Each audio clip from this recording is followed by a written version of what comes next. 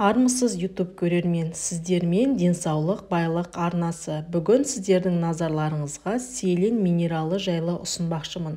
Видеоны соңына дейін қарап, селенді ракты жеңуде қандай рөл атқаратынын білсеңіздер болады. Сіз селен туралы ешқашан естімеген болсаңыз да, бұл таңғажайып қоректік зат сіздің денсаулығыңыз үшін өте маңызды. Селен минерал болып табылады, яғни ол адамға күнделікті тағам арқылы ағзаға түсіп отыру керек.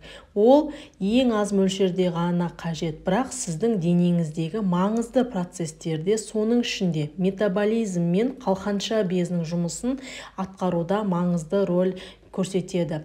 Селен адамның иммундық жүйесінің бөлінбейтін бір бөлшегі. Бұл зат вирустардан, бактериялардан сенімді қорғанысты қамтамасыз етеді және біздің жасушамызды бүлдіретін артық еркін радикалдардың пайда болуын ескертеді. Иммунитетке жақсы әсер етуімен қоса, селен жасушалар қызметін реттейді және эндокриндік жүйенің тығыз байланысты. Микроэлемент ағзаға Е және С дәрумендерін сіңіруге ерекше көмектеседі. Күнбағыстағы селен рактың алдын алады.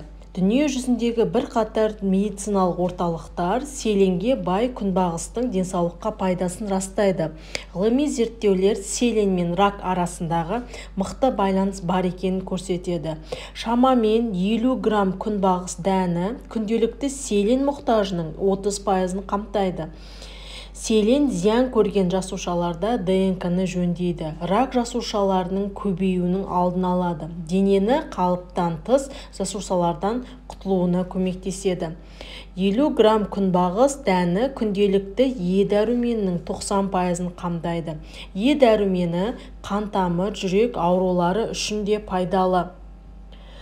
Сондай-ақ селен жасушалардың қартаюымен байланысты процестерді баяулатады, энергияның қайта құрылуына жауап береді, тері және түк қабаттарының жағдайын жақсартады, қалқанша безінің жұмысқа қабілеттігін қалыпқа келтіреді, қабынуға қарсы әсер етеді.